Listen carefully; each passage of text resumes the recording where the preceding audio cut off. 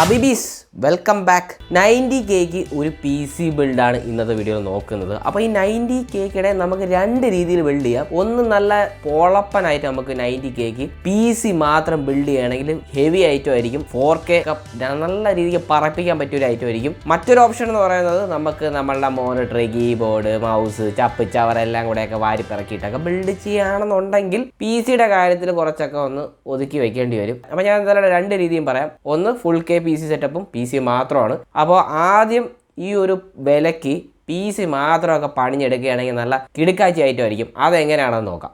അപ്പോൾ ഈ ഒരു പി സി ബിൽഡ് യൂസ് ചെയ്യുന്ന പ്രോസസ്സർ എന്ന് പറയുന്നത് ഇൻ്റലിൻ്റെ 13 ജനറേഷൻ നല്ല പുത്തൻ ഐറ്റമാണ്.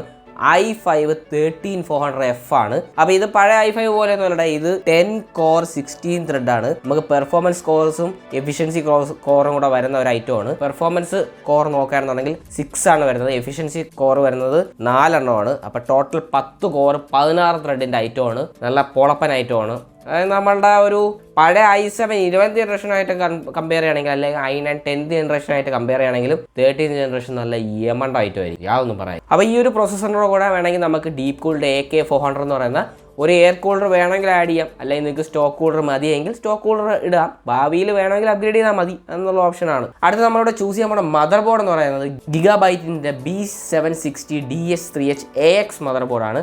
ഇതിനകത്ത് 4 റാം സ്ലോട്ട് വരുന്നുണ്ട്, അത്യാവശ്യം നല്ല റാം സ്ലോട്ട് വരുന്നുണ്ട്. 2 M.2 NVMe സ്ലോട്ട് വരുന്നുണ്ട്, Gen 4 ആണ്. അതുപോലെ തന്നെ Wi-Fi 6 ആണ് വരുന്നത്. ഏറ്റവും ടോപ്പ് ഐറ്റമാണ് വരുന്നത്. Wi-Fi 6E അല്ല, പക്ഷേ Wi-Fi 6 ആണ്. ടോപ്പ് ഐറ്റം എന്ന് പറയുന്നത് Wi-Fi 6E ആണ്. എന്തായാലും Wi-Fi 6 വരുന്നുണ്ട്. പിന്നെ ബ്ലൂടൂത്ത് വരുന്നുണ്ട്. അത്യാവശ്യം നല്ല ഒരു VRM വലിയ ഇഷ്യൂസ് ഒന്നും ഇല്ലാത്തൊരു മദർ ബോർഡ് തന്നെയാണ്. ഫ്യൂച്ചർ അപ്ഗ്രേഡബിലിറ്റി ഓപ്ഷൻസ് നോക്കുകയാണെങ്കിൽ ഭാവിയിൽ ഇത് ഓടും, വലിയ ഇഷ്യൂ ഒന്നുമില്ല. പിന്നെ അടുത്തതെന്ന് പറഞ്ഞാൽ നമ്മൾ ചൂസ് ചെയ്യാൻ പോകുന്ന റാം എന്ന് പറയുന്നത് ADATയുടെ S50 എന്ന് പറയുന്ന 6GB റാമാണ്.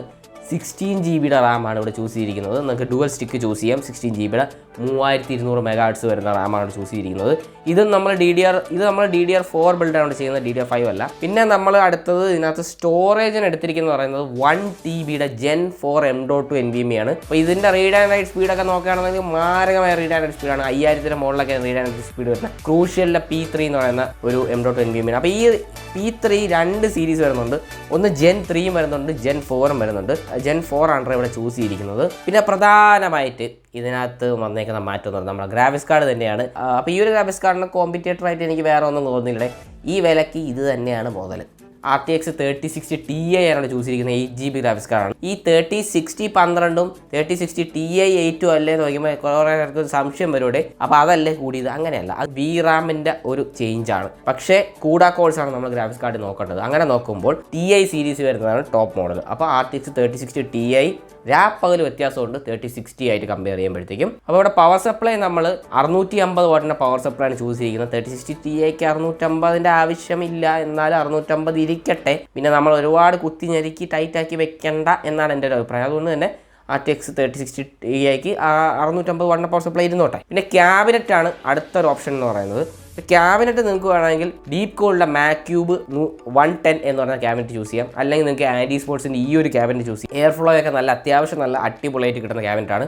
അപ്പോൾ നേരത്തെ പറഞ്ഞ പോലെ നമ്മുടെ രണ്ടാമത്തെ ഓപ്ഷൻ എന്ന് പറയുന്നത് ഒരു ഫുൾ പി സി സെറ്റപ്പാണ്. അപ്പോൾ ഈ ഒരു ഫുൾ പി സി സെറ്റപ്പിൽ ഞാൻ നേരത്തെ പറഞ്ഞ കണക്ക് തന്നെ നമ്മൾ ചെറിയ ചെറിയ വ്യത്യാസങ്ങളെ വരുന്നുള്ളൂ. പി സി മാത്രം ബിൽഡ് ചെയ്തെന്നുള്ള കുറച്ച് സെയിം ഐറ്റംസ് തന്നെയാണ് ഈ ഒരു ഫുൾ പി സി സെറ്റപ്പിൽ വരുന്നത്. അതായത് 13 ജനറേഷൻ പ്രോസസ്സർ തന്നെയാണ് ഇവിടെ നമ്മൾ ചൂസ് ചെയ്തിരിക്കുന്നത്. 13 ജനറേഷൻ i5 പ്രോസസ്സർ തന്നെയാണ് ചൂസ് ചെയ്തിരിക്കുന്നത്.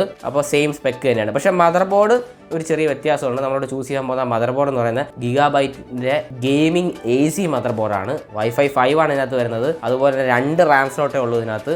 2 M.2 NVMe സ്ലോട്ട് വരുന്നുണ്ട്, അതും Gen 4 ആണ്. പിന്നെ VGA സപ്പോർട്ടും കാര്യങ്ങളൊക്കെ വരുന്നുണ്ട്. അങ്ങനെയുള്ള കുറേ കാര്യങ്ങളൊക്കെ ഉണ്ട്. അപ്പോൾ അടുത്ത സാധനം എന്ന് പറയുന്നത് നമ്മളുടെ റാം ആണ്. അപ്പോൾ റാം നമുക്ക് 16GB 3200 MHz DDR4 റാമാണ്. DDR5 വേണമെങ്കിൽ ബിൽഡ് ചെയ്യാം, പക്ഷേ മദർ ബോർഡ് വാരേണ്ടി വരും. നമ്മൾ DDR4 ബിൽഡ് ചെയ്യുന്നുള്ളൂ, അതൊക്കെ മതി, അതിൻ്റെ ആവശ്യമൊക്കെ ഉള്ളൂ. അപ്പോൾ DDR4 നമുക്ക് 3200 MHz 16GB റാം എന്തായാലും വേണം. അപ്പോൾ ഡുവൽ സ്റ്റിക്ക് വേണമെങ്കിൽ എടുക്കാം, അല്ലെങ്കിൽ സിംഗിൾ സ്റ്റിക്കും എടുക്കാം. അപ്പോൾ എൻ്റെ ഒരു അഭിപ്രായത്തിൽ ഞാൻ പറയുന്നത് 2 റാം സ്ലോട്ടേ ഉള്ളൂ. അതുകൊണ്ട് ഡുവൽ സ്റ്റിക്ക് എടുക്കുന്നതിനേക്കാളും നല്ല സിംഗിൾ സ്റ്റിക്ക് എടുക്കുന്നതാണ്. അപ്പോൾ നമുക്ക് ഭാവിയിൽ വേണമെങ്കിൽ 32 ആക്കണമെങ്കിലും ആക്കാൻ നല്ലൊരു ഓപ്ഷനാണ്. എന്നുള്ളതാണ്. വലിയ ആർഭാടമൊന്നും ഇല്ലാത്തൊരു റാമാണ്, RGB കാര്യങ്ങളൊന്നും വരുന്നില്ലേ, അങ്ങനെ ഒരുപാട് ലൈറ്റ് ഒന്നും കത്തിയിരിക്കുന്ന ഒരു PC ബിൽഡ് ആയിരിക്കില്ല 90K ഫുൾ PC സെറ്റപ്പ് നോക്കുമ്പോഴത്തേക്കും. അതുകൊണ്ട് തന്നെ RGB ഇല്ലാത്ത ഒരു റാമിലോട്ട് പോകുന്നതായിരിക്കും നല്ലത്. അടുത്ത SSD എന്ന് പറയുന്ന ഒരു സാധനം, നമ്മളുടെ storage ADA Gen 4 512GB M.2 NVMe choose ചെയ്തിരിക്കുന്നത്. അപ്പോൾ നമ്മൾ ചൂസ് ചെയ്യുന്ന പവർ സപ്ലൈ എന്ന് പറയുന്നത് 550 വാട്ടിന്റെ പവർ സപ്ലൈ ആണ്. ഈ ഒരു ബിൽഡിൽ 550ന്റെ ആവശ്യമൊക്കെ വരത്തുള്ളൂ, അതിൻ്റെയൊക്കെ എടുത്താൽ മതി. അപ്പോൾ ഈ ഒരു PCക്കകത്ത് ഗെയിം കളിക്കാനും മറ്റ് കാര്യങ്ങൾക്ക് വേണ്ടിയിട്ട് നമുക്ക് വേണ്ട വേറൊന്നും തന്നെയല്ല, നമ്മുടെ ഗ്രാഫിക്സ് കാർഡാണ്. അപ്പോൾ ഗ്രാഫിക്സ് കാർഡ് ഇവിടെ നിറയെ ഓപ്ഷൻസ് വാരി വിതറിയിട്ടുണ്ട്. മറ്റൊന്നല്ല, നമുക്ക് AMD വേണമെങ്കിലും എടുക്കാം, NVIDIA വേണമെങ്കിലും എടുക്കാം. പക്ഷേ എൻ്റെ ഒരു അഭിപ്രായത്തിൽ എനിക്ക് കുറച്ചുകൂടെയൊക്കെ ഭേദം NVIDIA ആണ്. കാര്യം എന്തെന്ന് വെച്ച് കഴിഞ്ഞാൽ NVIDIA ആകുമ്പോഴത്തേക്കും നമുക്ക് കുറച്ചുകൂടെ ബെറ്റർ എൻകോഡറും കാര്യങ്ങളൊക്കെ കിട്ടും, സ്ട്രീം ചെയ്യാനും അതുപോലെ എഡിറ്റ് ചെയ്യാനും കുറച്ചുകൂടെയൊക്കെ ഭേദം NVIDIA ആണ്. ഇനി ഇതൊന്നും ചെയ്യുന്നില്ല, നിങ്ങൾ വെറും ഗെയിം കളിച്ചുകൊണ്ട് ചുമ്മാ ഇരിക്കാനാണ് പോകുന്നതെന്നുണ്ടെങ്കിൽ AMD ആണ് കുറച്ച് ഭേദം. കാര്യം എന്തെന്ന് വെച്ച് കഴിഞ്ഞാൽ AMDക്ക് കുറച്ചുകൂടെയൊക്കെ FPS കൂടുതലായിരിക്കും അതേ വിലയ്ക്ക് മേടിക്കുന്ന ഗ്രാഫിക്സ് കാർഡ്. അതായത് AMDയുടെ ഗ്രാഫിക്സ് കാർഡ് എന്ന് പറയുമ്പോഴത്തേക്കും AMDയുടെ RX 6600 XT വരുന്നുണ്ട്, 6650 XT എന്ന് പറഞ്ഞ ഗ്രാഫിക്സ് കാർഡും വരുന്നുണ്ട്. 6650 XT എടുക്കുന്നതായിരിക്കും കുറച്ചുകൂടെയൊക്കെ ഭേദം. അപ്പോൾ NVIDIയുടെ സൈഡ് നോക്കുകയാണെന്നുണ്ടെങ്കിൽ RTX 3060 ആണ് ഗ്രാഫിക്സ് കാർഡ്. RTX 3060 8GB അല്ല, RTX 3060 12GB ആണ് ചൂസ് ചെയ്തിരിക്കുന്നത്. 8ഉം 12ഉം തമ്മിൽ അത്യാവശ്യം വ്യത്യാസങ്ങളൊക്കെ വരും. അതുപോലെ തന്നെ FSR ഒക്കെ എനേബിൾ ചെയ്യണം. നല്ല മാരകമായ FPS ആയിരിക്കും നമുക്ക് ഗെയിമിങ്ങിൽ കിട്ടുന്നത്, ഒരു രക്ഷയില്ലാത്ത FPS ആയിരിക്കും. പക്ഷേ ചെറിയ വ്യത്യാസമേ ഡിഫറൻസേ വരുന്നുള്ളൂ RTX 3060 ആയിട്ട് നോക്കുമ്പോൾ.